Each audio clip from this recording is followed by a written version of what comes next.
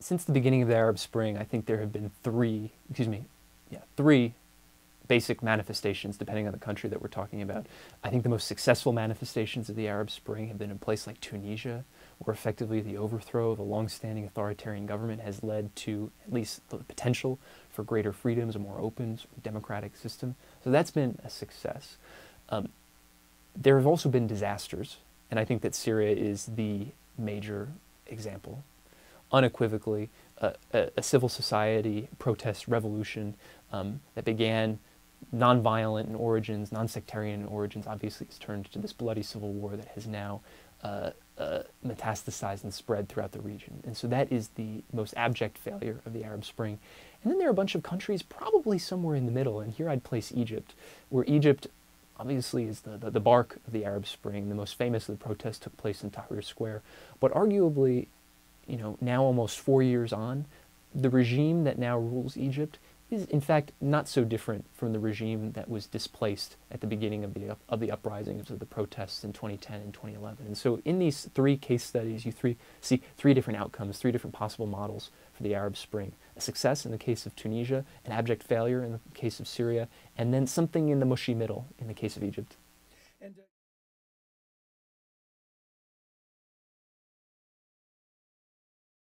So the book is basically a combination of two things. One, it's an attempt to give lay readers a sense of the rich history of Syria, to do a deep dive on the distant past. And when I talk about the distant past, I'm not talking about the origins of the Ba'ath Party in the 20th century, and I'm not even talking about the end of World War I. I'm talking about the distant past, the 19th century, the collapse of the Ottoman Empire, the world of late antiquity and early Islam, which is my own area of expertise in the university. And so to give readers a sense of not how the present is connected or necessarily preformed by the past, but rather thematically how certain issues have surfaced in Syrian history over time and how they manifest themselves in new ways today. So that's the first part, the history. The second part is memoir. I had the great pleasure of living in Syria on and off between 2008 and 2010, and subsequent to the outbreak of fighting have been living in countries like Lebanon and Jordan. And so I thought that if you're going to give readers a sense of the history, you also need to give them a sense of the smells, the colors of everyday life today. It makes the history go down more easily, and likewise I think the history can enrich and reinforce the anecdotes. So the book is somewhere between an accessible history for lay readers and a travelogue or memoir.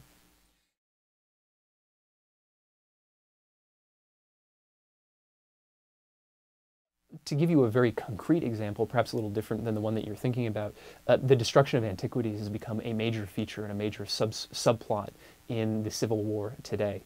Syria is home to countless ancient civilizations, and these ancient civilizations left behind incredible treasures in the forms of temples and medieval mosques and Byzantine churches and incredible museums, Ottoman houses, etc. And these form the fabric of everyday life in Syria. You know, people live next door to these ancient monuments that, if they were in the United States, they'd be roped off and turned into museums.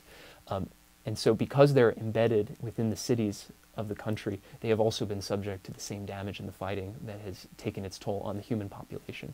And so as a historian, I came to know Syria by visiting these archaeological sites, these historical sites, whether it was the Umayyad Mosque in Damascus, the Byzantine villages of the northwest, the so-called dead cities.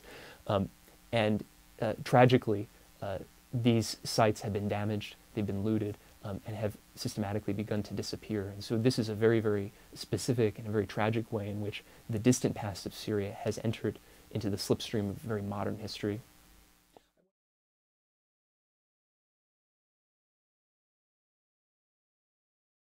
At this point, it's impossible to disaggregate the problem posed by ISIS from the local conditions of the Syrian civil war.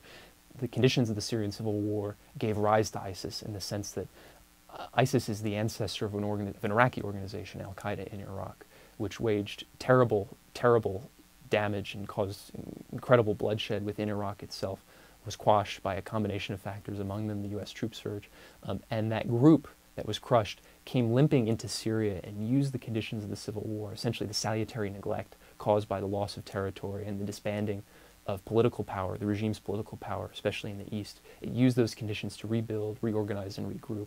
And so while they have very distinct origins, the Syrian civil war on the one hand and ISIS on the other, what is clear is that today they are inextricably tied together, and what began as a Syrian civil war is now a regional conflagration that spread certainly into Iraq and threaten to destabilize countries throughout the area, including Lebanon, Jordan, and elsewhere.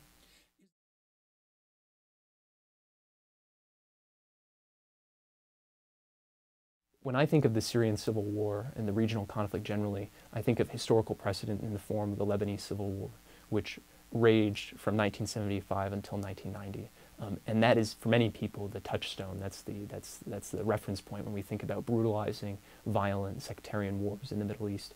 And I think we have every reason to believe that the Syrian civil war is just as brutal, just as bloody as what took place in Lebanon, but of a complexity of a much higher order. And so I think that we will see some aspects of that same plot line play out, but for much, much longer and with much greater loss of life.